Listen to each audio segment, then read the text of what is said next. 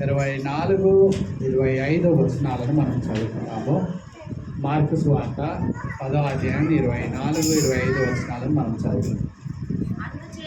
అందుచేత ప్రార్థన చేయనప్పుడు మీరు అడుగుచున్న వాటి నెలలో పొంది ఉన్నామని నమ్ముడి, అప్పుడు అవి మీకు కలుగునని మీతో చెప్పుచున్నాను. మీకు ఒకని మీద విరోధం ఏమైనానో కలిగి ఉన్నాయి కదా, మీరు నిలవబడి ప్రార్థన చేయనప్పుడు ఎల్లను వానిని క్షమించుడి. ప్రార్థన చేస్తున్నాం. అత్యంత కృపగల దేవా, అయ్యా ఉదయకాల సమయంలో ఈ వాక్య భాగంగా మీ ఆత్మ నడిపింపులు మాకు అనుగ్రహించండి. అయ్యా 3వ మెట్టులోనికి మార్కు సువార్తలో తండ్రి దేవా మేము ప్రవేశిస్తుండగా మొదటి 2 మెట్టులు మాకు సూచిస్తున్న అంశములను మా జీవితంలో మేము కలిగి ఉంటున్నామా అనేటటువంటి ప్రశ్నను వేసుకొని తండ్రి దేవా, అయ్యా ఈ 3వ మెట్టులోనికి వెళ్ళడానికి నీ కృపను అనుగ్రహించండి. అయ్యా నిజముగా తండ్రి దేవా, అయ్యా మార్కు భక్తుడు మాకు అందిస్తున్నటువంటి ఒక శిష్యత్వపు ప్రయాణాన్ని తండ్రి దేవా మా జీవితాల్లో నీ ఎదుట నిజమైన శిష్యులుగా మేము నిలవబడుటకు మీ కృపలో భద్రపరుచుకోండి. ఈ వాక్యం చెప్పబడుచుండగా తండ్రి దేవా, ఇది కూడా నా మాటలే ఉండకుండా తండ్రి దేవా, నీ యొక్క మాటలే తండ్రి దేవా ఇక్కడి నుంచి ప్రకటించబడటానికి మీ కృపలో భద్రపరుచుకోవాలని యేసు నామములో ప్రార్థించండి వేడుకొంచున్నాం తండ్రి, ఆమేన్. ఈ సమయంలో మనము చూస్తున్నటువంటి మార్కు సువార్తలోని అంశాలు మరొకసారి మనం గమనిస్తాం. ఆ మార్కు సువార్త అంశం అంతా ఏమిటండి? శిష్యత్వపు ప్రయాణము, ఎ ట్రిప్ ఆఫ్ డిసైపుల్షిప్.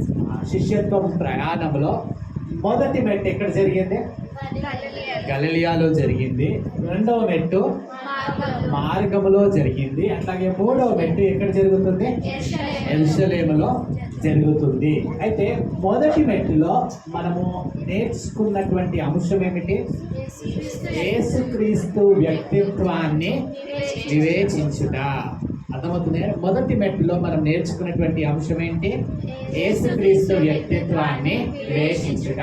శిష్యులు ఆయనకు అతి దగ్గరగా సహవాసం ఉంటున్నటువంటి శిష్యులు ఆయన వ్యక్తిత్వాన్ని వివేచింపడంలో సఫలమయ్యారా? విఫలమయ్యారా?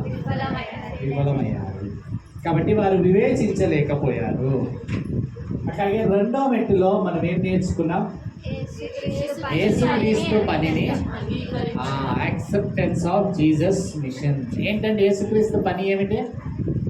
మొదట శ్రమ, ఆ తర్వాత మహిమ. శిష్యులు దేనికోసం ఎదురు చూశారు? మహిమ కావాలి, కానీ వాళ్ళకి ఏమొద్దు? శ్రమ మాత్రము వద్దు.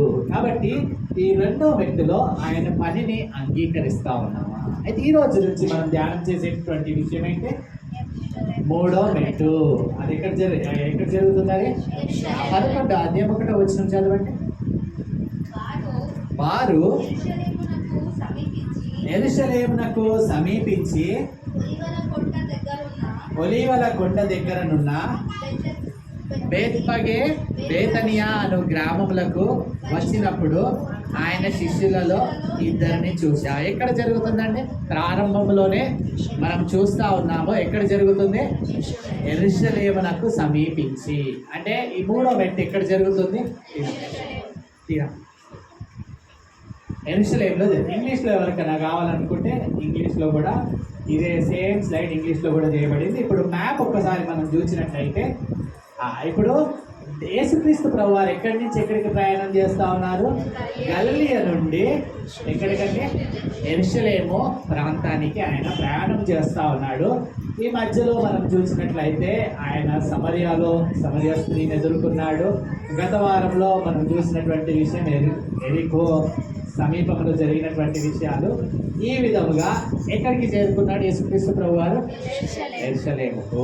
అర్థమవుతుంది అంటే గలిలయ నుండి యెరూషలేముకు చేరుకుంటున్నట్టుగా మనం చూడగలం. అయితే ఈ రోజు నుంచి మనం చూసేటటువంటి విషయం యెరూషలేములో జరిగేటటువంటి విషయాలు ఏంటంటే 11వ అధ్యాయము 1వ వచనం నుండి 16వ అధ్యాయము 8వ వచనం వరకు గల వాక్య భాగాన్ని ఇక్కడ మనం ఏం నేర్చుకుని పోతా ఉన్నామో, యేసునందు నమ్మిక ఉంచుట లేదా యేసునందు విశ్వాసం ఉంచుట. 11వ అధ్యాయం 22వ వచనం చదవండి. అందుకు యేసు వారితో ఇట్లా నేను, మీరు దేవుని యందు విశ్వాసం ఉంచుడి. అర్థమవుతుందండి? ఇక్కడ ఏం నేర్చుకోబోతా ఉన్నాం మనము? యేసునందు విశ్వాసం ఉంచడము, నమ్మకం ఉంచడము మనము నేర్చుకోబోతా ఉన్నాం.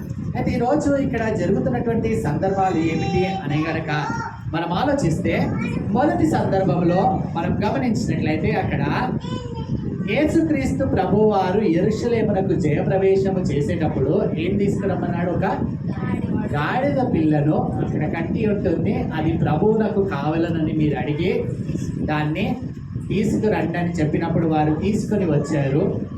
అక్కడ ఉంటున్నటువంటి ఒక ప్రాముఖ్యమైన మాట, ఆ గాడిద పిల్ల మీద ఎవరునో ఎన్నడనో కూర్చుండలేదు అనేటటువంటి ఆ మాట మనం అక్కడ గుర్తించాలి.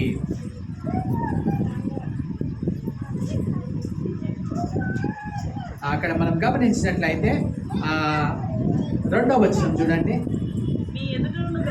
గ్రామమునకు వెల్లుడి, అందులో ప్రవేశింపగానే కట్టబడి ఉన్న ఒక గాడిద పిల్ల కనబడును, దాని మీద ఏ మనుషులను ఎప్పుడనో కూర్చుండలేదు.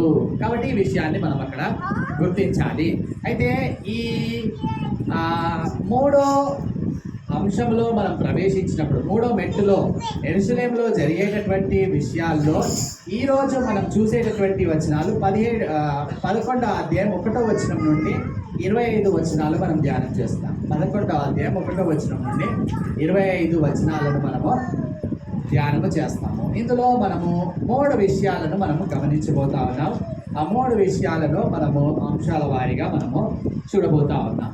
అయితే శిష్యులు ఇక్కడ గమనించినట్లయితే దైవిక రాజు యొక్క రాకను ఏం చేయాలా? అంగీకరించాలి, దానికి అనుగుణంగా ప్రతిస్పందించాలి. అర్థమవుతుందండి? ఇక్కడ కాంట్రాస్ట్గా ఒక విషయం జరిగింది కానీ రెండో విషయం ఏం కాలేదు, జరగలేదు. అంటే వారు ఆయన రాకను ఏం చేశారు? అంగీకరించారు. అందరు ఏం చేశారు? బట్టలు పరిచారు, చెట్ల కుమ్మలు తీసుకొచ్చి పరిచారు, ఆయనకు ఆహ్వానం పలికారు. కానీ రెండో విషయం, దానికి అనుగుణంగా ఏం చేయలేదు? ప్రతిస్పందించలేదు. కాబట్టి ఈ విషయాలను మనం ఇక్కడ గుర్తించబోతాం. మొదటి విషయం, ఇక్కడ జరిగినటువంటి విషయం గాడిద పిల్లను తీసుకురావడం, యెరూషలేములో యేసుక్రీస్తు ప్రభువారు జయప్రవేశము చేయడం. రెండవదిగా అక్కడ జరిగినటువంటి విషయం ఏంటి అని అంటే, వారు బేతనియకు వెళ్ళుచుండగా అక్కడ ఏం చూస్తాడు యేసుక్రీస్తు ప్రభువారు? అంజూరపు చెట్టును చూస్తాడు. అక్కడ ఏముంటాయి? ఆ అంజూరపు చెట్టు మీద ఆకులు తప్ప పండ్లు కనబడలేదు. కాబట్టి యేసుక్రీస్తు ప్రభువారు ఏం చేశారు? ఆ అంజూరపు చెట్టును ఏం చేశారు? శపించినట్లుగా మనం అక్కడ చూడగలుగుతా ఉంటాం. ఏం చేశారంటే యేసుక్రీస్తు ప్రభువారు అంజూరపు చెట్టును శపించారు. ఆ తర్వాత ఏం జరిగిందంటే ఆయన ఎక్కడికి వెళ్ళాడు? యెరూషలేము మందిరంలోనికి వెళ్ళాడు. యెరూషలేము మందిరంలోనికి వెళ్తే అక్కడ ఏం జరుగుతుంది? అక్కడ ఏం చేస్తూ ఉన్నారు? యెరూషలేము మందిరంలో అందరూ రూకలు అమ్ముతా ఉన్నారు. లిటరల్గా అక్కడ బిజినెస్ జరుగుతూ ఉంది. అది చూసి యేసుక్రీస్తు ప్రభు వారికి ఏమొచ్చింది? కోపం వచ్చి వెంటనే ఏం చేశారు? వాళ్ళందరినీ అక్కడి నుండి చెదరగొట్టినట్లుగా అక్కడ చెప్పబడుతున్నటువంటి ఒక మాట 17వ వచనం చదవండి. మరియు ఆయన బోధించుచు, నా మందిరము సమస్తమైన అన్యజనులకు ప్రార్థనా మందిరం అనబడును అని వ్రాయబడలేదా? అయితే మీరు దానిని దొంగల గుహగా చేసింది. రెండో సందర్భం అది జరుగుతూ ఉంటుంది. ఆ తర్వాత ఏం జరుగుతుంది? మీరు దారిలో రిటర్న్ అవుతా ఉంటే, మీరు ఏ చెట్టునైతే యేసుక్రీస్తు ప్రభు వారు శపించారో ఆ చెట్టు ఏమైపోయింది? ఇప్పుడు ఏమైపోయింది? ఆ అంజూరపు చెట్టు ఎండిపోయినట్లుగా మనం చూడగలుగుతూ ఉంటాము. ఎక్కడ నుంచి ఎండిపోయిందండి? చూడండి, 20వ వచనం చదవండి.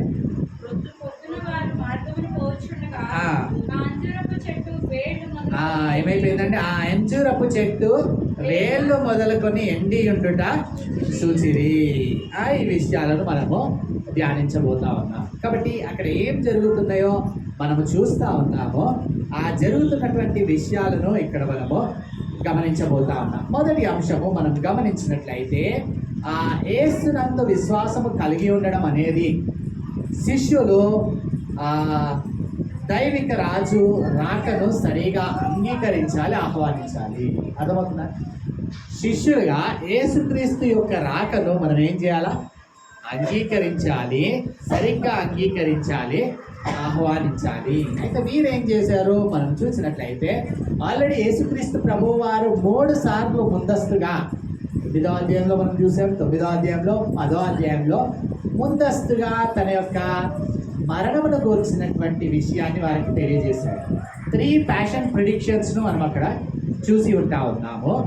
ఆ తర్వాత యెరూషలేములో ఆయన ప్రవేశించినట్లుగా మనము చూడగలుగుతూ ఉంటాం. ఇక్కడ మనం గమనించినట్లయితే దీనిని యెరూషలేము జయప్రవేశం ఫార్మల్ అండ్ సెరిమోనియల్ ఈవెంట్గా అక్కడ చెప్పబడింది.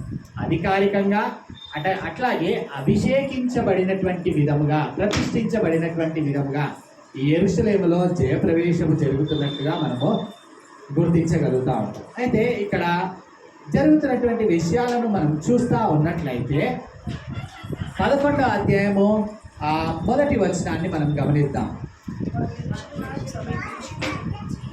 వారు యెరూషలేమునకు సమీపించి ఒలీవల కొండ దగ్గరనున్న బేత్పగే బేతనియా అను గ్రామములకు వచ్చినప్పుడు ఆయన శిష్యులలో 2 చూచి, మీ ఎదుటనున్న గ్రామంలో వెల్లుడి, అందులో మీరు ప్రవేశింపగానే కట్టబడి ఉన్న యొక్క గాడిద పిల్లను కనబడును, దాని మీద ఏ మనుష్యుడిని ఎప్పుడునో కూర్చుండలేదు. అయితే ఇక్కడ గమనించాల్సినటువంటి విషయము, ఇక్కడ మనము గ్రహించాల్సినటువంటి సత్యము గనక మనం ఆలోచించినట్లయితే క్లియర్గా ఇక్కడ ప్రజలు ఏం చూస్తూ ఉన్నారు, యేసుక్రీస్తు ప్రభువారు ఏం చూస్తూ ఉన్నారు అనేటటువంటి విషయాలను మనం గుర్తించాలి. అర్థమవుతుందా? ఆ ప్రజలు ఏమనుకుంటా ఉన్నారని అంటే, వారు రోమా సామ్రాజ్యంలోని అణచివేత గురవుతూ ఉన్నారు కాబట్టి ఈ రాజు జయప్రవేశం చేయడం ద్వారా వారిని ఏం చేస్తాడు, ఆ రోమా యొక్క బానిసత్వం నుంచి లేదా ఆ రాజరికపు అరాచకాల నుండి ఏం చేస్తాడు అనుకుంటా ఉన్నాడు, విడుదల చేస్తాడు. అంటే ప్రజలు ఏం చూస్తూ ఉన్నారంటే యేసుక్రీస్తు ప్రభువు వారి యొక్క రాయల్ ఎంట్రీని చూస్తూ ఉన్నారు, రాజరికపు ప్రవేశాన్ని వారు చూస్తూ ఉన్నారు. కానీ యేసుక్రీస్తు ప్రభువు వారు ఏం చూస్తూ ఉన్నారు, అక్కడ దేవాలయంలో జరుగుతున్నటువంటి అనధికారిక పనులను, అక్రమ ఆర్జనతో కూడినటువంటి పనులను ఆయన ఏం చేస్తూ ఉన్నాడు, చూస్తూ ఉన్నాడు. ఆ విషయాలను ఇక్కడ మనం గుర్తించాలి. కాబట్టి ఇక్కడ మనము గమనించాల్సినటువంటి విషయము, పెద్ద జనసమూహమే ఆయన వెంట ఉంటున్నట్లుగా మనం గుర్తించగలుగుతాం. 10వ అధ్యాయం 46 వచనం చూడండి. వచ్చింది ఆయన తన శిష్యులతోనూ అంటే ఈ జనసమూహం అంతా కూడా ఆయనతో పాటు ఎక్కడికి వచ్చారు, యెరూషలేమునకు వచ్చినట్లుగా మనము చూడగలుగుతూ ఉంటాం. అయితే ఇక్కడ మనం గమనించినట్లయితే ఏ మనుష్యుడునో ఎప్పుడునో కూర్చుండలేదు అనేటటువంటి మాట మనం ఆలోచించినట్లయితే సంఖ్యాకాండము 19వ అధ్యాయం 2వ వచనం చూడండి.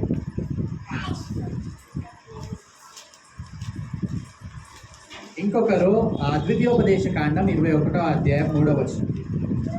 సంఖ్యాకాండం 19వ అధ్యాయం 2వ వచనం తీయండి. ఆ విధి ఏదనగా ఇశ్రాయేలీలో కళంకము లేనిదియో మచ్చలేనిదియో ఎప్పుడునో కాడి మోయనిదియో నైనా ఎర్రని పేయను నీ యొద్దకు తీసుకొని రావాలనని వారితో చెప్పుము. చూడండి, మోషే ధర్మశాస్త్రము చెప్పబడుతున్నటువంటి ఈ కండిషన్ అక్కడ ఫుల్ఫిల్ చేయబడుతుందా లేదా? అక్కడ ఏం చెప్తా ఉన్నాడు క్లియర్గా, కలంకము లేనిదియో మచ్చ లేనిదియో ఎప్పుడునో కాడి మోయనిదియోనైనా ఎర్రని పెయ్యను. అంటే ఎప్పుడునో అంటే ఇక్కడ ఏం చెప్తా ఉన్నాడు, ఏ మనుష్యుడును ఎప్పుడునో కూర్చుండలేదు, దాని మీద ఏ మనుష్యుడును ఎప్పుడు. ఇంకొక మాట ద్వితీయోపదేశ కాండం 21వ అధ్యాయం 3వ వచనం.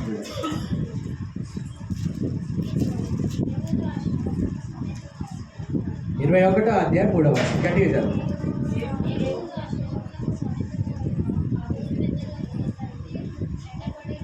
కాడి ఈడ్వని పెయ్యను తీసుకొని, అర్థమవుతుందండి, ఏ పనికి పెట్టబడక కాడి ఈడ్వని పెయ్యను తీసుకొని వచ్చి. అట్లాగే దేవుని మందసమును మోయడానికి కూడా మొదటి సమూయేలు 6:3, సమూయేలు మొదటి గ్రంథం 6వ అధ్యాయం 3వ వచనం. వారు మందసమును పంపివేయ ఉద్దేశించిన ఎడల ఊరకయే పంపక ఏ విధము చేతనైనను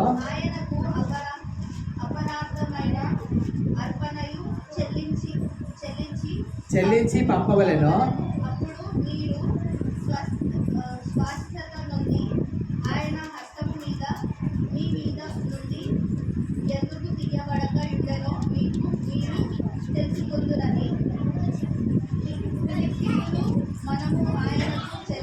ఇక్కడ మనం గమనించినట్లయితే ఈ మందసమును మోయడానికి క్లియర్గా మనం గుర్తించాల్సినటువంటి విషయం ఏంటి అనేది కనుక ఇక్కడ మాలో ఆలోచిస్తే, ఎప్పుడు అక్కడ ఏ ఎడ్లైతే వాటిని మోస్తాయో ఇంతకు ముందుకు ఏ బరువు కూడా ఏ కాడి కూడా అవి మోయనటువంటి ఎడ్లు లేదా ఎద్దులు ఏం మోస్తాయి, ఇక్కడ దేవుని యొక్క మందసమును. ఇక్కడ అర్థమవుతుందండి, ఆ కండిషన్స్ ఇక్కడ ఏమవుతా ఉన్నాయి, దాని మీద ఎప్పుడునో ఎవరునో ఏ మనుష్యుడునో కూర్చుంటలేదు. అంటే ఆ కండిషన్స్ని ఇక్కడ ఫుల్ఫిల్ చేస్తూ ఈ యెరూషలేములో ఏం చేస్తూ ఉన్నాడు, ఇక్కడ జయప్రవేశము చేస్తున్నాడు.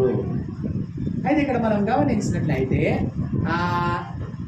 యూదుల రాజు ఇక్కడ జయప్రవేశం చేస్తా ఉన్నాడు. మీరు ఆలోచించినట్లయితే మార్కు సువార్త 15వ అధ్యాయం తీయండి, 2వ వచనం చదవండి. పిలాతు యూదుల రాజువు నీవేనా? చాలండి. అట్లాగే 9వ వచనం చదవండి. అసూయ చేత యేసును అప్పగించిరని పిలాతును తెలుసుకొని నేను యూదుల రాజును మీకు విడుదల చేయబోచున్నారా అని అడిగాను. 12వ వచనం చదవండి. అందుకు పిలాతు అలాగైతే యూదుల రాజని మీరు చెప్పువారిని నేనేమి చేయుదునని. అట్లాగే ఈ మాట యూదుల రాజు అనేటువంటి మాట ఇంకా 18వ వచనము, 26వ వచనము, 32 వచనాలలో కూడా యూదుల రాజని ప్రస్తావించబడడం మనం చూడగలుగుతాం. అయితే క్లియర్గా ఇక్కడ గలిలయ ప్రజలు ఆయనను రాజుగా అంగీకరిస్తూ ఉన్నారు, కానీ యెరూషలేములోని పెద్దలు ఆయనను ఏం చేయట్లేదు, అసలు పట్టించుకోవట్లేదు. యూదుల రాజని మీరు ఎవరిని గురించి అయితే చెప్తున్నారో ఆయనను మీకు విడుదల చేయబోతున్నారు అంటే ఈ యెరూషలేములో ఉన్నటువంటి అధికారుల అసలు ఆయన యొక్క రాకని ఏం చేయట్లేదు, పట్టించుకోవడం లేదు. అర్థమవుతుందా అండి? ఈ ప్రజలేమో ఆయన యొక్క రాకను ఒక ఏంటి అక్కడ ఈవెంట్గా, అక్కడ ఒక గొప్ప ఉత్సవముగా వారు జరిగిస్తూ ఉంటే, కానీ అక్కడ ఉన్నటువంటి అధికారులు ఏం చేస్తూ ఉన్నారు, ఆయన యొక్క రాకను ఏం చేయట్లేదు, పట్టిస్తున్నారు. లిటరల్గా చెప్పాలని అంటే ఈ యొక్క జయప్రవేశము అక్కడ ఉంటున్నటువంటి అధికారుల్లో ఏముంటుంది, భయం కలిగించిందని, గుబులు కలిగింది. ఎందుకో ఈయన రాజు అయిపోతాడేమో, ఆయన దిగిపోయి ఈయన అధికారం ఆ సింహాసనము మీద కూర్చుంటాడేమో, అధికార భయం వారికి కలిగినట్లుగా మనం ఇక్కడ గుర్తించాం. అయితే ఇక్కడ మనం గ్రహించాల్సినటువంటి విషయము, ఈ యొక్క దైవిక రాజు యొక్క రాకను ప్రజలు ఏం చేశారు, అంగీకరించారు. కానీ యెరూషలేములో ఉన్నటువంటి అధికారులు ఏం చేశారు? పట్టించుకోవట్లేదు. ప్రశ్న ఏమిటనంటే, ఈ యొక్క దైవిక రాజు యొక్క రాకను మరి నీవేం చేస్తా ఉన్నావు? నీ జీవితంలో నీవు అంగీకరిస్తా ఉన్నావా? అర్థమవుతుందా? ఈ దైవిక రాజు యొక్క రాకను నీ జీవితంలో నీవు అంగీకరిస్తా ఉన్నావా? అయితే ఇక్కడ అంగీకరించారు, కానీ ఇక్కడ ఏ విషయంలో వారిలో లోపం ఉంటుందో మనము చూడగలుగుతూ ఉంటాం. ఆ రెండో అంశాన్ని ఈరోజు మనం చూసేటటువంటి విషయము, ఈ అంజూరపు చెట్టు దేవాలయము క్లియర్గా అక్కడ అవి వేటి కొరకు, ఏ పని కొరకు నియమింపబడి ఉంటా ఉన్నాయో అవి ఏమైపోయినాయి? ఫెయిల్ అయిపోయినట్లుగా మనం అక్కడ చూడాలి. అర్థమవుతుందా అండి? ఇక్కడ మనం చూసేటటువంటి విషయం క్లియర్గా, ఎందుకు దేవాలయంలోనికి వెళ్లే ముందు యేసుక్రీస్తు ప్రభువారు అక్కడ క్లియర్గా ఈ అంజూరపు చెట్టును ముందు వెనక శాండ్విచ్ అని మనం చెప్పుకున్నాం కదా, మార్కులో ఉన్నటువంటి శాండ్విచ్, అట్లాగే ఇది 4వ శాండ్విచ్గా పైన మనం ఏం చూస్తాం? 12వ వచనం నుండి 14వ వచనం వరకు దేని గురించి చెప్తా ఉన్నాడు అక్కడ క్లియర్గా? అంజూరపు చెట్టును శపించాడు. ఆ తర్వాత ఏం జరిగింది? దేవాలయంలోని సంఘటన జరిగింది. ఆ తర్వాత మళ్ళీ తిరిగి వచ్చేటప్పుడు అంటే ఈ 2 అంజూరపు చెట్టు సందర్భాల మధ్యలో ఏం జరిగింది? దేవాలయపు సంఘటన జరిగినట్లుగా మార్కన్ శాండ్విచ్ అంటారు ఇక్కడ. అయితే క్లియర్గా మనము చూసేటటువంటి రెండో విషయం, ఇక్కడ మనం గమనించేటటువంటి విషయం ఏమిటి అనేటటువంటి గమనించినట్లయితే, పని చేయని దేవుని యొక్క సంఘాల్లో ఉండేటటువంటి శిష్యులు దేవుని తీర్పును ఎదుర్కొంటారు. అర్థమవుతుందా? పని చేయని దేవుని సంఘాలలో ఉండేటటువంటి శిష్యులు ఏమి ఎదుర్కొంటారు? దేవుని తీర్పును ఎదుర్కొంటారు. ఈ మాటను మనం గమనించినట్లయితే మనకు అర్థమవ్వాల్సినటువంటి మొదటి విషయం ఏమిటి అనంటే, ఈ అంజూరపు చెట్టు దగ్గరికి అక్కడ యేసుక్రీస్తు ప్రభు వారు వచ్చారు. అయితే ఆ అంజూరపు చెట్టు అక్కడ మనము దూరం నుంచి చూడగానే ఆయనకి ఏం కనబడ్డాయి? ఆకులు పచ్చగా కనబడ్డాయి. కాబట్టి ఆయన దగ్గరికి వచ్చి దాని యొద్ద ఏమన్నా దొరుకునేమో అని చూశాడు. అయితే ఏమైంది? అక్కడ ఏమి దొరకలేదు. అయితే ఆ విచిత్రం ఏంటి అంటే, ఏలయనగా అది ఏం కాలం కాదంట? అంజూరపు పండ్ల కాలము. చాలా మందికి వచ్చేటటువంటి ప్రశ్న ఏంటంటే, అరే యేసుక్రీస్తు ప్రభు వారు ఏమైనా పిచ్చోడా? అంజూరపు పండ్ల కాలం కానప్పుడు పంట ఎట్లా ఎక్స్పెక్ట్ చేస్తాడు మరి దాని మీద? అంతేనా కాదా? ఆ ప్రశ్న మనకు వచ్చిందా? మరి ఎట్లా ఎక్స్పెక్ట్ చేస్తాడు? ఆలోచించండి. అది పండ్ల కాలం కానప్పుడు మరి ఆకులు కూడా రాకూడదు, అవునా కాదు? అయితే ఇక్కడ ఆకులు మాత్రం నిండుగా కనబడతా ఉన్నాయి, కానీ పండ్లు మాత్రము నిల్లు. అర్థమవుతుందా? అట్లాగే దేవాలయపు ప్రతిష్ఠిత దేని కొరకు జరిగింది? ఆ విషయాన్ని కూడా మనం ఒకవేళ గమనించినట్లయితే ఈ 2 అంశాలను కూడా ఆయన తేరి చూస్తున్నట్లుగా, మనము ఇన్స్పెక్షన్ చేస్తున్నట్లుగా మనం చూడగలుగుతూ ఉంటాం. 11వ అధ్యాయం 11వ వచనం చదవండి. ఆయన యెరూషలేమునకు వచ్చి దేవాలయంలో ప్రవేశించి చుట్టూ సమస్తమును చూచి. అర్థమవుతుంది అండి? ఫస్ట్ టైమే దేవుడు వెళ్ళి అన్నీ ఎల్లగొట్టలేదు. అక్కడ ఏం చేస్తా ఉన్నాడు? చుట్టూ సమస్తమును చూచి సాయంకాలం అయినందున వెళ్ళిపోయాడు. ఆ తర్వాత 13వ వచనం చదవండి. ఆకులు గల ఒక అంజూరపు చెట్టును దూరము నుండి చూచి. ఇది కూడా ఏం చేస్తా ఉన్నాడు? దూరం నుండి చూస్తా ఉన్నాడు. అంటే అక్కడ దేవాలయమును ఇన్స్పెక్షన్ చేస్తా ఉన్నాడు. ఇక్కడ ఏం ఇన్స్పెక్షన్ చేస్తున్నాడు? అంజూరపు చెట్టును కూడా ఇన్స్పెక్షన్ చేస్తున్నట్లుగా మనము చూడగలుగుతూ ఉంటాం. అయితే ఈ 2 ఇన్స్పెక్షన్ చేసినాక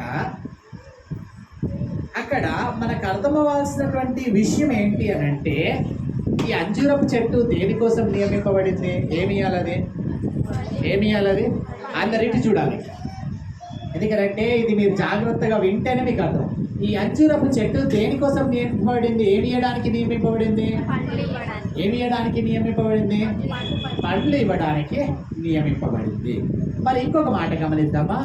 ఈ దేవుని యొక్క మందిరము దేని కొరకు నియమింపబడింది? చూద్దాం.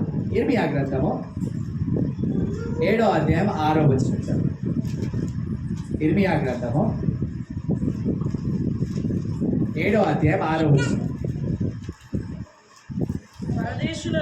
పరదేశులను తండ్రి లేని వారిని విధవరాండ్రను బాధింపకయో ఈ చోట అంటే ఏ చోట? దేవుని మందిరము నిర్దోషి రక్తము చిందింపకయో ఈ కీడు కలుగజేయో అనుసరింపకయో నుండి నేరులా 11వ వచనం చదవండి. నాదని చాటబడిన ఈ మందిరము మీ దృష్టికి దొంగల గుహ అయినదా? ఆలోచించుడి.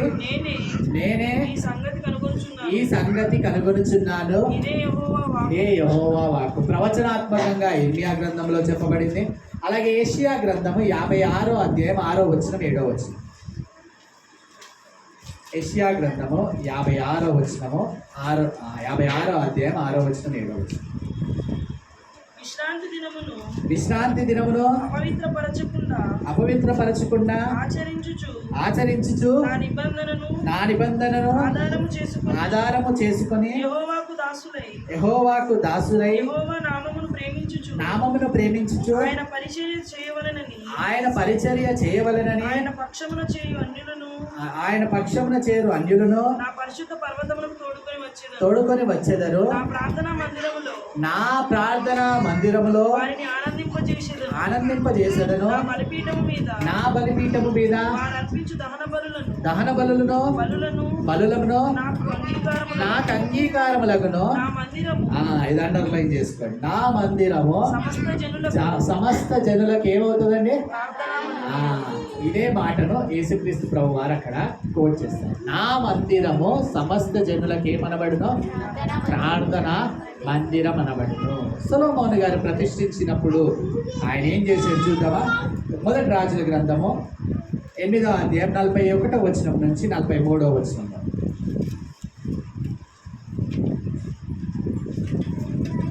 మొదటి రాజుల గ్రంథము 8వ అధ్యాయము 41 నుంచి 43 వరకు. మరియు ఇశ్రాయేలీయులకు పరదేశులకును నీ నామమును బట్టి దూరదేశమును నుండి వచ్చి నీ ఘనమైన నామమును గూర్చి నీ బాహుబలమును గూర్చి విందురు. వారు వచ్చి ఈ మందిరము తట్టు తిరిగి ప్రార్థన చేసిన ఎడల ఆకాశము విని దాని ప్రకారము సమస్తమును అనుగ్రహించుము. అప్పుడు లోకములోని జనులందరూ నీ నామమును ఎరిగి ఇశ్రాయేలీయులకు నీ జనుల వలనే నీ అందు భయభక్తులు కలిగి నేను కట్టించిన ఈ మందిరమునకు తెలుసుకొందురు. అంటే క్లియర్గా ఇక్కడ దేవాలయము దేని కొరకు నియమించబడింది చెప్పండి? 3 భాగాలు మనం చదివితే మనకు అర్థం అవ్వాల్సినటువంటి విషయం ఏంటి? దేవాలయం ఏ పని కొరకు నియమించబడింది? దేని కొరకు నియమించబడింది? ప్రార్థన చేయడానికి. అర్థమవుతుందా అండి? ప్రార్థన కొరకు ఈ మందిరం ఏమవుతుంది? నియమించబడింది. అన్ని జనులు వస్తారు. అందులో ప్రార్థన చేసిన వారెల్లా అక్కడ ఏం పొంది వెళ్తారు? ఆదరణ పొందుకొని వెళ్తారని సొలొమోను ఖచ్చితంగా ఇక్కడ చూపిస్తున్నట్టుగా మనం. అంజూరపు చెట్టు ఏ పని కొరకు నియమింపబడింది? పండ్లు ఇవ్వడానికి. దేవాలయము దేని కొరకు నియమింపబడింది? ప్రార్థన చేయడానికి, ప్రార్థన మందిరం అనబడడానికి నియమింపబడింది. అయితే ఈ 2 కూడా వాటి పనిని జరిగిస్తూ ఉన్నాయా? అవి ఏ పని కొరకు నియమింపబడి ఉంటా ఉన్నాయో ఆ పనిని అవి సఫలం చేస్తున్నాయా? అక్కడ అంజూరపు చెట్టు ఏమైతుంది, ఆకులు ఉన్నాయి కానీ వాటి అందు ఏ ఫలములు కూడా. విచారకరమైనటువంటి విషయం ఏంటంటే అవి ఎక్కడి నుంచి ఎండిపోయినాయి అంటే జైళ్ళ నుంచి. విత్ ఇన్ ఓవర్ నైట్, రాత్రికి రాత్రి అది ఎక్కడి నుంచి ఎండిపోయిందంటే వేళ్ళ నుంచి ఎండిపోవడం మనము చూడగలుగుతా ఉంటాం. అట్లాగే అంటే ఇక్కడ మనం గమనించాల్సినటువంటి విషయం ఏంటంటే ఏ పని కొరకు ఇవి రెండు నియమించబడ్డాయో, ఒకటి అంజూరపు చెట్టు, రెండవది దేవాలయం ఏ పని కొరకు నియమించబడ్డాయో అవి ఆ పనిని జరిగించకపోవడము ద్వారా మనం గ్రహించాల్సినటువంటి విషయం ఏంటంటే ఏమి జరిగిందంటే వాటి మీదకి ఏమొచ్చింది, తీర్పు వచ్చింది. అర్థమవుతుందా అండి? ఏమొచ్చింది వాటి మీదకి? మీరు ఆలోచించండి.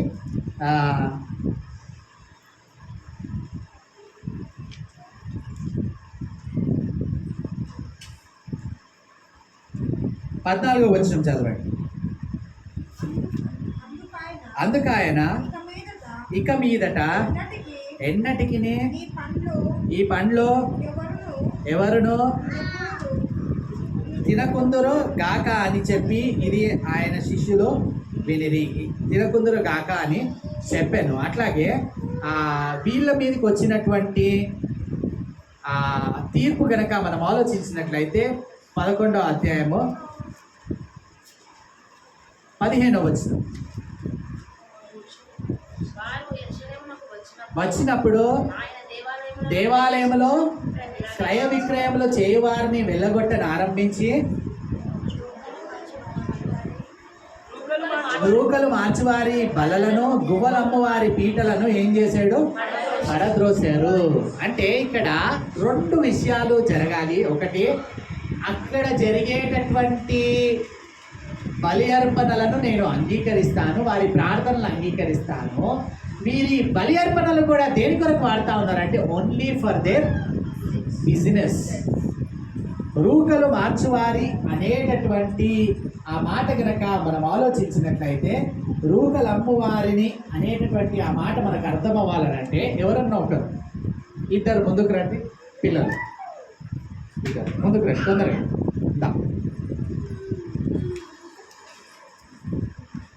నువ్వు వచ్చి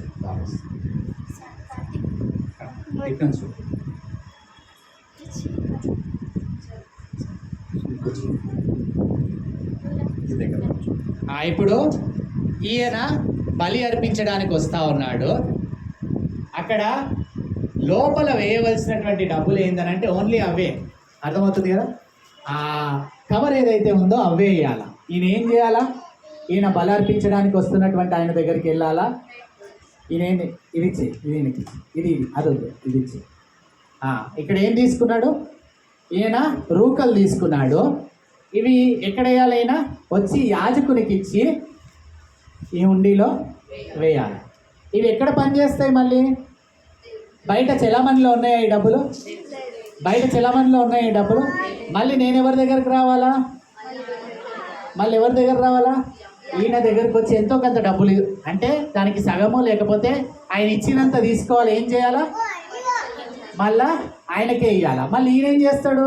మళ్ళీ ఈయన కొత్తగా మళ్ళీ ఏం చేస్తాడు? ఈయన మళ్ళీ కొత్తగా ఏం చేస్తాడు? ఈయన మళ్ళీ డబ్బులు తీసుకొస్తాడు, ఆయనకే ఇస్తాడు. మళ్ళీ ఏం చేస్తాడు అంటే ఇక్కడ ఏం జరుగుతుంది మీకు అర్థమవుతుందా? అసలు చెలామణిలో ఉన్న డబ్బులన్నీ ఈయన బిజినెస్ చేసుకుంటున్నాడు. అర్థమవుతుందా? చెలామణిలో ఉన్న డబ్బులన్నీ బిజినెస్ చేసుకుంటున్నాడు. ఇవి మాత్రం ఎక్కడ పనిచేస్తాయి? కేవలం హుండీలో వేయాలా, మళ్ళీ యాజకుడు వచ్చి ఈయనకే ఇవ్వాలా. అర్థమవుతుందా? ఈయనకే ఇవ్వాలా. అవి బయట ఎక్కడ అంటే ఎంత అక్రమమైన వ్యాపారం జరుగుతుందో అర్థమవుతుందా? చెలామణిలో ఉండే డబ్బులు వీళ్ళు సంపాదించుకుంటా ఉన్నారు. వీళ్ళంటే ఈయన కాదు, ఎవరు? అక్కడ దేవాలయంలో బిజినెస్ చేస్తున్నటువంటి అధికారులు వీళ్ళకి ఏమిస్తున్నాడు? కేవలము నామమాత్రంగా దేవాలయంలో వేయాలా, యాజకులు వచ్చి మళ్ళీ ఏం చేయాలా? ఈ బిజినెస్లో యాజకులు అధికారులు అధికారులు ఇద్దరు కూడా ఏమై ఉన్నారు? అక్కడ అన్యాయంగా ఇన్వాల్వ్ అయి ఉన్నారు. అర్థమవుతుందండి క్లియర్గా? అంటే అందుకనే యేసుక్రీస్తు ప్రభు వారికి ఏమైంది? అక్కడ కోపము. ఎందుకు వెళ్ళగొట్టాడు చూడండి మీరు. అక్కడ 15వ వచనం చదవండి. వారు యెరూషలేమునకు వచ్చినప్పుడు ఆయన దేవాలయంలో ఆ, ప్రవేశించి ఆ. దేవాలయంలో క్రయ విక్రయం ఏం చేస్తున్నారు? క్రయ విక్రయములు చేసేటటువంటి వారిని వెళ్ళగొట్టను ఆరంభించి రూకలు మార్చువారి బల్లలను గువ్వలమ్మ వారి పీటలను. అంటే లిటరల్గా ఈ దేవాలయము అసలు దేని కొరకు నియమించబడింది చెప్పండి? దేని కొరకు నియమించబడింది? వీరు చేసేదేంది ఇక్కడ? అర్థమవుతుందా? ఎందుకు అంత కోపం వచ్చిందంటే వీరు అక్రమమైనటువంటి వ్యాపారము దేవాలయంలో చేస్తూ ఉన్నారు. అయితే వెంటనే వారి మీదకి ఏమొచ్చిందండి? ఏమొచ్చింది? తీర్పు వచ్చింది. ఆలోచించాలి. ఈనాడు మనము దేవుని మందిరాలకు ఎందుకు వెళ్తున్నాము? అర్థమవుతుందా? మనము దేవుని మందిరాలకు ఎందుకు వెళ్ళాలి? అక్కడ ఏం జరగాలి? ఏం జరగాలి? ప్రార్థనకు మించి ఏది జరిగినా దాన్ని ఏం చేయకూడదు.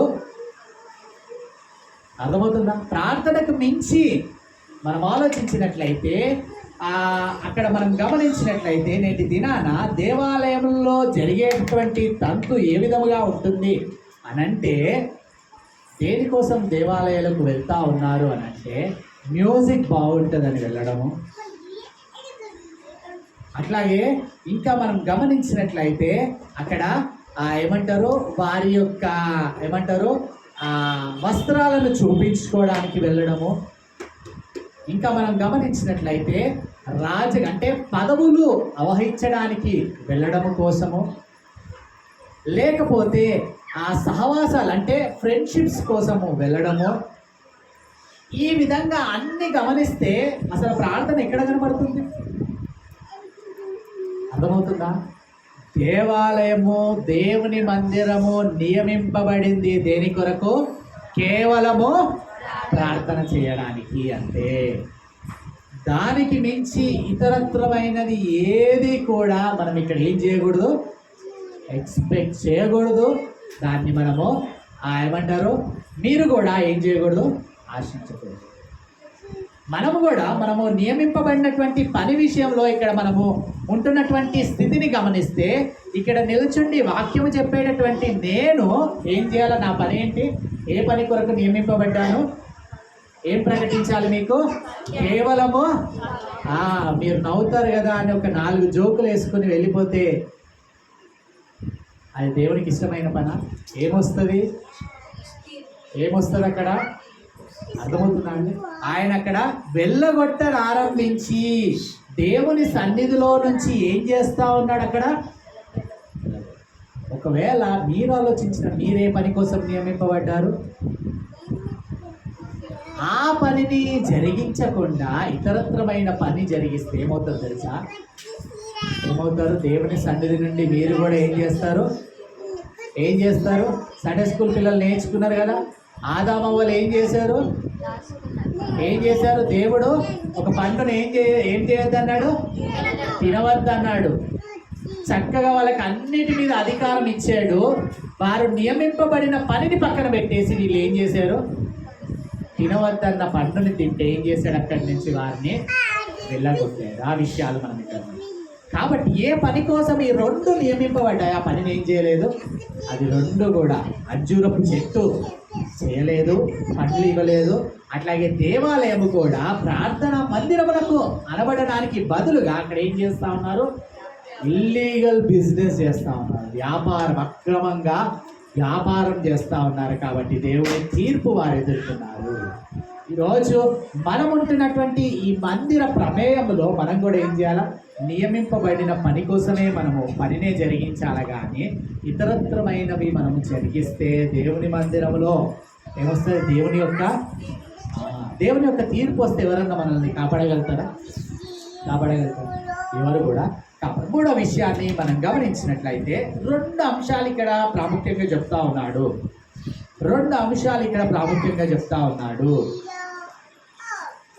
దేవుని యందు విశ్వాసం ఉంచి 22వ వచనం చదవండి. అందుకు యేసు వారితో ఇట్లా నేను దేవుని యందు విశ్వాసముంచుడి, ఎవడైనను ఈ కొండను చూచి నువ్వు ఎత్తబడి సముద్రంలో వేయబడమని చెప్పి తన మనసులో సందేహింపక తాను చెప్పినది జరుగునని నమ్మిన ఎడల వాడు చెప్పినది జరుగునని మీతో నిశ్చయముగా అందుచేత ప్రార్థన చేయనప్పుడు మీరు అడుగుచున్న వాటి నెలను పొంది ఉన్నామని నమ్ముడి, అప్పుడు అవి మీకు కలుగునని మీతో చెప్పుచున్నాను. మీకు ఒకరి మీద విరోధం ఏమైనాను కలిగి ఉన్నాడు ఎడల మీరు నిలవబడి ప్రార్థన చేయనప్పుడు ఎల్లను వాని క్షమించు. అయితే ఈ ప్రార్థనా మందిరంలో జరగవలసినటువంటి 2 ప్రాముఖ్యమైనటువంటి అంశాలు ఇక్కడ చెప్తా ఉన్నాడు. అవి ఏమిటి అనేది కనుక మనం గమనించినట్లయితే, మొదటి విషయము విశ్వాసముతో కూడిన ప్రార్థన జరగాలి. అర్థమవుతుందండి? ఈ ప్రార్థనా మందిరంలో ఏం జరగాలి? మొదటి అంశము విశ్వాసముతో కూడినటువంటి ప్రార్థన జరగాలి. అర్థమవుతుందండి? సందేహముతో కూడినటువంటి ప్రార్థన కాదు. శిష్యులు ఏదో యేసుక్రీస్తు ప్రభు వారు చెప్పారు కదా ఎండిపోతుందని, అసలు దాని మీద ఎవరికైనా దృష్టి ఉందా? వాళ్ళకి స్టన్ అయిపోతా ఉన్నారు. నెక్స్ట్ డే వచ్చి చూసారు, ఏమైపోయింది? అది వేళ్ళ నుంచి, అంటే లిటరల్గా శిష్యులకు ఏమి లేదు అక్కడ. దేవుని అంత ఏమి లేదు, ఆయనను గుడ్డిగా వెంబడిస్తూ ఉన్నారు, కానీ ఆయన అంత ఏమి లేదు వారికి విశ్వాసం. అందుకని క్లియర్గా ఏమి అల్టిమేటం వారికి ఇస్తా ఉన్నాడు? దేవుని అందు విశ్వాసం ఉంచండి. ఈరోజు దేవుడు చేస్తున్నటువంటి గుడ్డిగా సంఘానికి వచ్చి వెళ్ళిపోవడం కాదు, లేకపోతే పాటలు పాడి వెళ్ళిపోవడం కాదు, కానుకలు అర్పించి వెళ్ళిపోవడం కాదు, కానీ మనం గుర్తించాల్సినటువంటి విషయము మన హృదయాల్లో దేవుని యందు విశ్వాసమును మనం కలిగి ఉంటున్నామా? విశ్వాసముతో కూడినటువంటి ప్రార్థన మన జీవితాల్లో ఉండాలి. అది ప్రాముఖ్యమైనటువంటి విషయము. అట్లాగే అనేకమైన వాక్యాలు ఏమంటారు ప్రార్థన గురించి ప్రాముఖ్యత ఈ మార్కు సువార్తలో ఉంటా ఉన్నాయి. యేసుక్రీస్తు ప్రభు వారు పాటించారు. అట్లాగే పరలోక ప్రార్థన కూడా శిష్యులకు నేర్పించారు. వాటిల్లోనికి నేను వెళ్ళడం లేదు. ప్రార్థన ప్రాముఖ్యత మన జీవితాల్లో ఉంటుంది అని మనం గ్రహించాలి. అయితే ప్రశ్న ఏమిటంటే, విశ్వాసంతో కూడిన ప్రార్థన మనం ఏం చేయాలి? ఏం చేయాలంటే విశ్వాసముతో కూడిన ప్రార్థన. రెండవ అంశం ఏమిటి అని అంటే 25వ వచనం. మీరు ఒకరి మీద విరోధం ఏమైనాను కలిగి ఉన్న ఎడల మీరు ఒక మీద విరోధం ఏమైనాను కలిగి ఉన్న ఎడల మీరు నిలవబడి ప్రార్థన చేయనప్పుడెల్లను మీరు నిలవబడి ప్రార్థన చేయనప్పుడెల్లను వారిని క్షమించుడి. ఏం జరగాలండి? Mutual forgiveness. ఒకరినొకడు ఏం చేసుకోవాలా? క్షమించుకోవాలా. పాస్టర్కి ఏమంటారు, పాస్టర్ మీద కోపం వచ్చింది, ఏమైపోవాలా? చర్చిని వదిలి వెళ్ళిపోవాలి. లేదా విశ్వాసులకు మధ్యలో గొడవ వచ్చింది, ఏమైపోవాలా? అందుకొరకు ప్రార్థనా మందిరం అంటుందా? ఏమంటా ఉన్నాడు క్లియర్గా? ఈ మందిరంలో ఏం జరగాలి? ఒకరినొకడు ఏం చేసుకోవాలి? క్షమించుకోవాలి. ఒకరినొకడు ఏం చేసుకోవాలి? క్షమించుకోవాలి. అందుకనే మీకు విరోధం ఏమైనా ఉన్న ఎడల ఏమంటా ఉన్నాడు? మీరు నిలవబడి ప్రార్థన చేయనప్పుడు ఎల్లను వారిని ఏం చేయాలా? క్షమించాలి. ఏం చేయాలండి? ఈ క్షమాపణ హృదయం అనేటటువంటిది మన జీవితంలో ఈ దేవుని మందిరంలో విశ్వాసముతో కూడినటువంటి ప్రార్థన జరగాలి. రెండవది, ఒకరినొకడు ఏం చేసుకోవాలా? క్షమించుకోవాలి. అర్థమవుతుందా? ఇవి జరగకుండా ఉంటే దేవుని యొక్క మందిరము వీటి కొరకు నియమింపబడింది, ఇంకా ఇతరత్రమైనది వేటి కొరకు కూడా. క్లియర్గా the function of the church is clear. House of prayer, అక్కడ విశ్వాసముతో కూడినటువంటి ప్రార్థన, ఒకరినొకడు క్షమించుకోవడము జరగాలి. కానీ దేవుడు నియమించినటువంటి ఆ అంజూరపు చెట్టు, ఆ మందిరము ఏం చేస్తూ ఉన్నాయి? అవి విఫలమవుతూ ఉన్నాయి. ఒకటేమో పండ్లు ఇవ్వడం లేదు, దేవుని మందిరమేమో అక్కడ క్లియర్గా ప్రార్థన జరగడం లేదు, కానీ అక్రమ వ్యాపారం అక్కడ జరుగుతూ ఉంటుంది. కాబట్టి ఇవి మనం గమనించినట్లయితే నియమింపబడినటువంటి మందిరంలో విశ్వాసంతో కూడిన ప్రార్థన ఉండాలి. అట్లాగే ఒకరినొకడు క్షమించుకోవడం ఉండాలి. కాబట్టి ఈరోజు మనందరం మోకరించినట్లయితే దైవిక రాజు యొక్క రాకను హ్యాపీగా అంగీకరించారు. కానీ ప్రతిస్పందన ఎట్లా ఉంటుంది? దానికి పూర్తిగా విరుద్ధంగా. శిష్యులు గుర్తించడం లేదు, అక్కడ ఉంటున్నటువంటి అధికారులు, అట్లాగే మనం గమనించినట్లయితే యాజకులు కూడా దేవాలయమును అపవిత్రపరుస్తూ అక్రమమైన వ్యాపారం చేస్తారు. క్లియర్గా చెప్పాలంటే అక్కడ ఏం చేశాడు? దేవాలయమును దేవుడు శుద్ధి చేశాడు. తీర్పు వచ్చింది వారి మీదకి. కాబట్టి ఈ సమయంలో మనందరం మోకరించినట్లయితే మనం గ్రహించాల్సినటువంటి విషయం, మనందరం మోకరించినట్లయితే మనము గ్రహించాల్సినటువంటి విషయం, ఆ దైవిక రాజు యొక్క రాకను నీవు అంగీకరిస్తా ఉన్నావా నీ జీవితంలో? ఆ రాయల్ ఎంట్రీ మనకు ముఖ్యమే. అయితే దేవుడు ఏదైతే ఆశిస్తా ఉన్నాడో, ఏ పనైతే దేవాలయానికి అంజూరపు చెట్టుకు నియమించి ఉన్నాడో అక్కడ విఫలమైపోతున్నట్లుగా మనం చూడాలి. కాబట్టి ఆ దైవిక రాజు రాకను అంగీకరించడం మాత్రమే మన ఇంట్రెస్ట్ కాదు. ఆ దేవాలయము దేని కొరకు నియమించబడిందో, ఈనాడు మనం ఉంటున్నటువంటి ఈ మందిరము, ఈ సహవాసము, అక్కడ మనం చూసినట్లయితే క్లియర్గా ధర్మశాస్త్ర ప్రకారం మందిరం అంటా ఉంటుంది. ఈ మార్కు సువార్త అంతట్లో కూడా మనం గమనించినట్లయితే యేసుక్రీస్తు ప్రభువారు ప్రతిసారి కూడా ఇంటిలోనే కూడుకొనినట్లుగా, అంటే మనం కూడుకునేటటువంటి ఈ సహవాసం అనేటటువంటి ఈ మందిరంలో ఏమి జరుగుతూ ఉంది, దేని కొరకు నియమింపబడిందో విశ్వాసముతో కూడిన ప్రార్థన, అట్లాగే ఒకరినొకరు క్షమించడము, ఇవి రెండు సంఘంలో జరగాలి. ఈ విషయాలను గుర్తించాలి. సమయంలో మనందరం మోకరించినట్లయితే రాజు రాకని జీవితంలో నీవు అంగీకరిస్తావు. ఈ ప్రార్థనా మందిరము దేని కొరకు నియమింపబడి ఉంటుందో అది నీవు గుర్తిస్తావు. విశ్వాసంతో కూడినటువంటి ప్రార్థన చేస్తే నువ్వు కొండను చూచి సముద్రంలో పడివేయమని చెప్పగానే దేవుడు ఏం చేస్తాడంటే అటువంటి ప్రగాఢమైనటువంటి విశ్వాసం ఆయన. శిష్యులు ఆ విషయంలో ఫెయిల్ అయిపోయారు. దేవుడు చెప్పి వెళ్ళిపోయాడు అంజూరం చెట్టు ఎండిపోతుందని, నెక్స్ట్ డే వేళ్ళ నుంచి ఎండిపోవడం అంటే ప్రతిరోజు ఆయనను వెంబడిస్తా ఉన్నారు. ఆయన పక్కనే ఉండి అన్ని అద్భుత కార్యాలు ఎన్నో చూశారు. అయినా వారిలో ఏమి లేదండి, విశ్వాసం. కేవలం ఆదివారం వచ్చి వెళ్ళిపోవడం కానీ. ప్రియ సంగమం, దేవుడు ఈనాడు నీ హృదయాన్ని చూస్తావు. ఆయన ఎడల నీకుంటున్నటువంటి విశ్వాసం ఏ పరిణామంలో ఉంటుందని చూస్తావు. అటు విశ్వాసం నీ హృదయంలో ఉంటే దేవుడు నీ వైపు చూస్తాడు. విశ్వాసము శిష్యులలో ఆయన చూడలేకపోయాడు.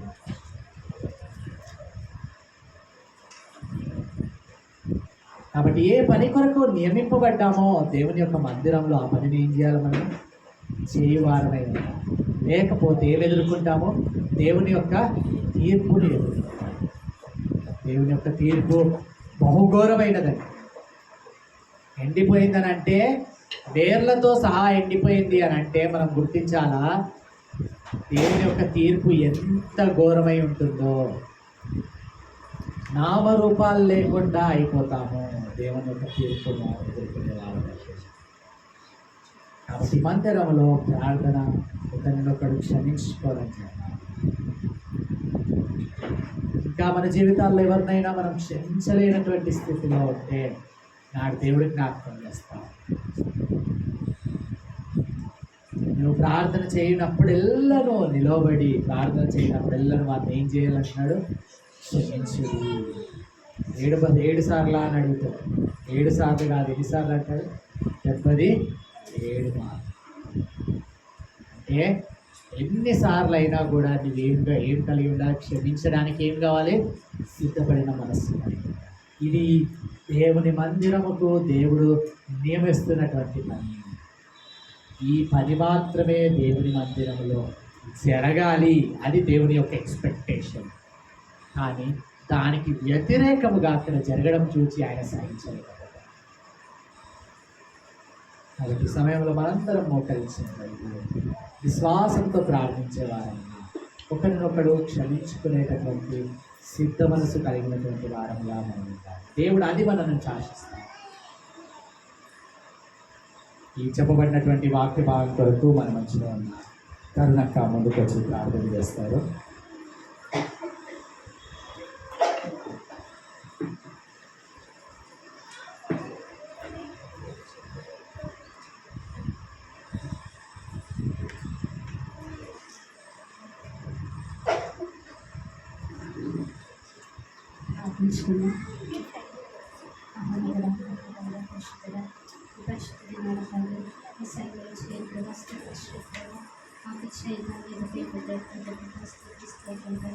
గత 7 మాసాలు మీ చల్లనైన హస్తాలను కాల్చి కాపాడుతారు.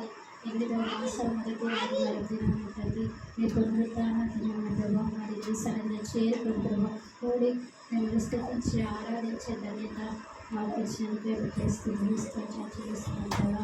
ఇది ప్రభావ పరివాహక ప్రభావ దాసి తుర్పు చేశారు తండ్రి. అయా ఇది ప్రభావ అయా మరి ఇది మార్గం మధ్యలో ప్రభావ మరి మీరు ప్రయాణం చేసిన తర్వాత ప్రభావ శరీరంలో ప్రభావ మీరు ప్రవేశించారు తండ్రి. మరి ప్రవేశం ఏ రీతిగా ఉంటుందో ప్రభావ ఇదిగో మాకు వివరించారు తండ్రి. ప్రభావ కట్టబడిన గాఢ ప్రభావ విప్పబడి ప్రభావ ఎవరు ఎప్పుడు ఎక్కడిది ప్రభావ మీరు అయా దానిని ఎంచుకున్నారు తండ్రి. మరి ఇదిగో ప్రభావ మీరు కృప చూపించారు తండ్రి. కట్టబడి గాఢను ప్రభావం విప్పారు తండ్రి. ప్రభావం చేసుకుంటున్నది అలాగే తండ్రి. అంజూర చెట్టును ప్రభావం మీరు చూచారు తండ్రి.